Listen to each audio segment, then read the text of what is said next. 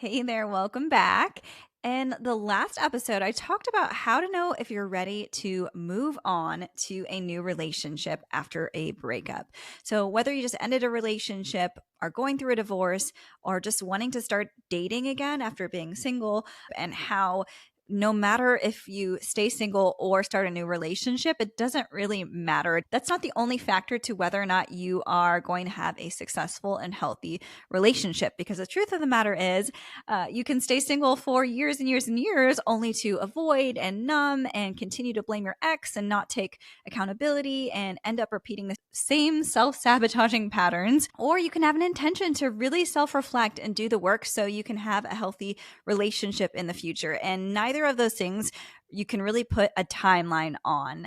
Now, it might be easy based on what we talked about in the last episode to assume that you have to be like fully healed in order to have a chance at a successful relationship, but that's actually not the case because you can still be broken in some areas. You can still have work to do. You can still have unhealthy coping mechanisms and still be in a healthy relationship. With that being said, today I want to debunk 3 common myths about healing in relationship because believing these myths can really hold you back. And I know they have personally held me back at different points in my life as well. Or make you think that your relationship is doomed when it's simply not the case.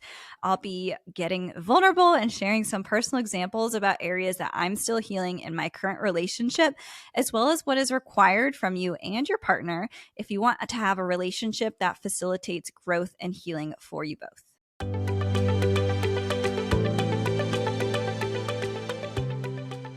Myth number 1, you have to be fully healed in order to have a healthy relationship or before you get into a relationship if you want it to be healthy. First off, there's no such thing as fully healed. Let's just get that out of the way. And in the last episode, I mentioned society's stigma and that fear of being judged if you move on too quickly. But that stigma can also keep you stuck in fear of moving forward if you have this standard of perfection for yourself or for someone else. So if you're someone like me who ended a relationship and you really, really, really want to get it right this next time, like you don't want to get married only to go through a divorce again, it can create this fear of, oh my gosh, I have to be ready. I have to be so much better off than I was before, or I'll fail again.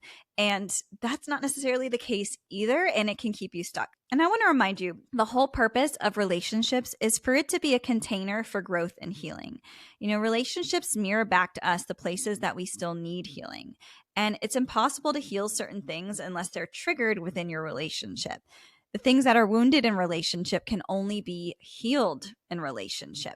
So that's an easy one. We can just throw that myth right out the door. You do not have to be fully healed. In fact, it is impossible. And so much of your healing will take place within the context of a relationship. Myth number 2, a healthy relationship will have no conflict or patterns of dysfunction. So there's a difference between a toxic, unhealthy relationship with constant recurring patterns of abuse and having a normal relationship that experiences dysfunctional patterns, cycles of conflict, and occasional rough patches.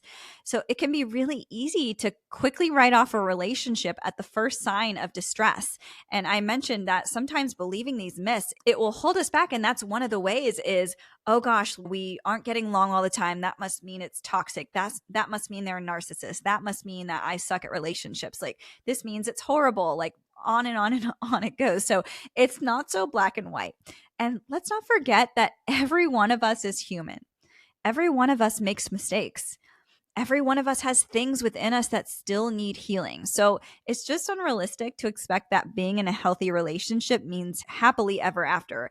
And yet, sometimes we have that expectation nonetheless. So if you think about it, if you have 2 humans with childhood trauma that caused unhealthy coping and defense mechanisms, it's only normal to expect that those things will show up in the relationship.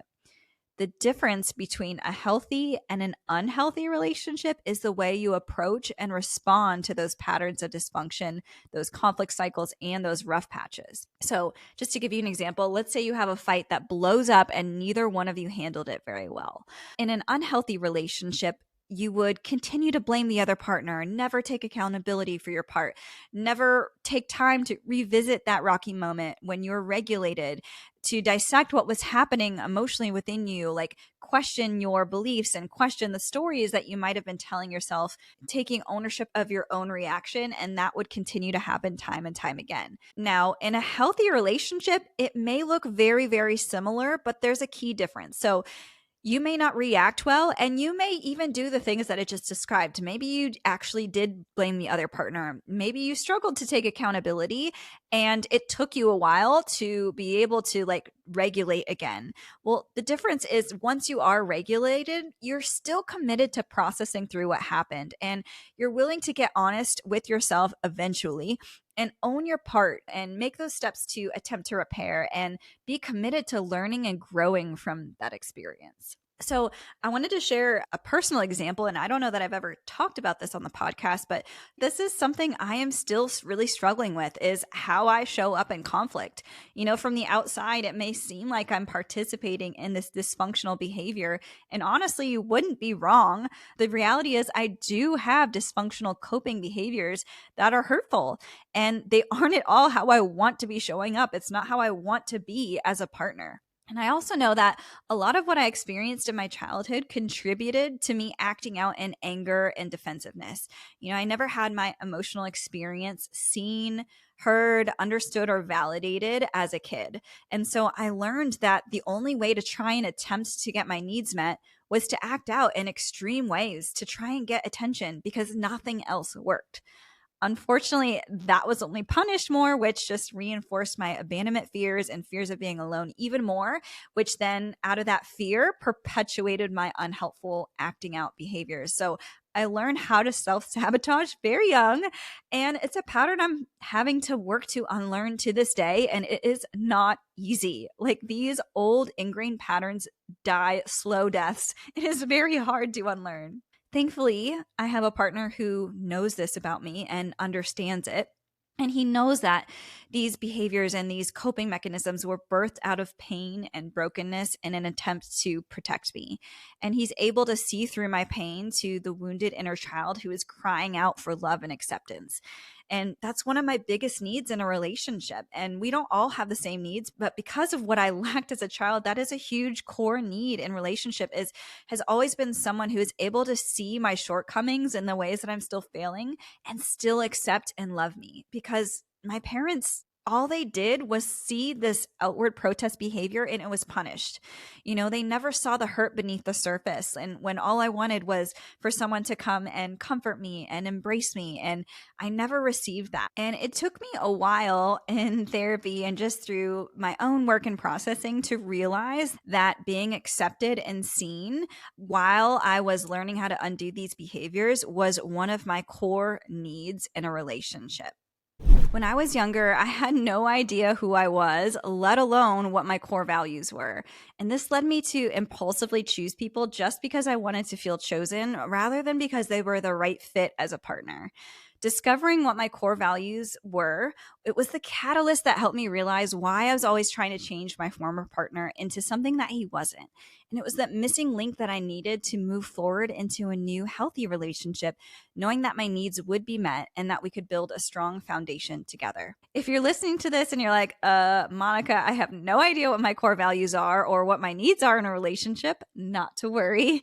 I created a free workbook that will help you discover your core values and needs, and you can get it by clicking the link in the description below. Myth number 3, your partner can't help you heal. That is your own work.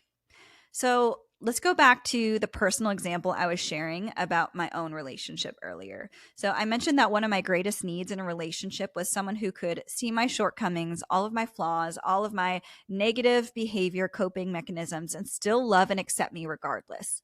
Now, does that mean I have a free hall pass to behave in whatever negative way I want and I expect him to accept me regardless? Like, no, not at all. That's because I'm also committed to healing and growing out of these hurtful patterns. I am conscious of them and working my ass off to act in a way that is in alignment with my values. And this ain't it. And I am well aware, trust me. And he also knows this and sees this. He sees the work that I'm trying to do. Like, he sees me struggling and failing, but continuing to try. Like, he acknowledges my small moments of growth, even if they aren't perfect. He doesn't expect perfection from me. Let's say in the past when I'm dysregulated, all I would do is react in anger, shut down, and not take any accountability, which is very much the truth. That is how I act in conflict. It's not pretty. Like, that sucks for him. But recently, I have been trying to at least make small requests or communicate my more vulnerable feels beneath the surface, which is more than I could have said previously. Like, does it still come out angry? Yes. Do I still sound like an asshole when I'm saying it? Yes. Do I have the best tone? No. But it's still progress, and he is able to acknowledge that and see that. And each time he sees me trying, though it's imperfect, it helps my inner child heal and feel more and more safe to continue making more progress. It's also my responsibility and my work to see how my behavior is wounding him. And it's important that I don't take advantage of the kindness and the grace he has for me. Just because he's able to have patience for my inability to apologize, because it triggers deep shame for me, it doesn't mean that I'm using it as a get out of jail free card where I won't ever have to apologize in our relationship ever. Like, my goal is eventually to get to a place where I can do that. And I want to do that. And I can be a safe place for him as well. You know, we both have our strengths and our weaknesses, our sensitive, soft spots that are tender for each of us. And we're both able to show up for each other when one of us is strong and the other is struggling. And that's what relationships are for. You know, there's a lot of talk these days about how partners shouldn't complete you. Like, they aren't responsible for making you happy, for your behavior. Like, if you're waiting on someone else to do something before you can feel good, then it's codependency. And yes, these things are true to an extent, but it's also true that your partner can aid in the healing process by showing up in ways that you need when you're dysregulated. Co-regulation is a very real thing, and it is extremely healing, especially with those who have deep trauma. Like, it's going to be a lot harder for some people to learn how to regulate on their own, and having a safe partner to do it with is going to help them get to that place faster and more effectively than them doing it all on their own. Now, I'm not advocating or saying that you should listen to this episode and go to your partner and say, see, if you would only do this, it would help me to regulate. No. What I am saying is, yes, it's our responsibility and ours alone to be accountable to our own actions.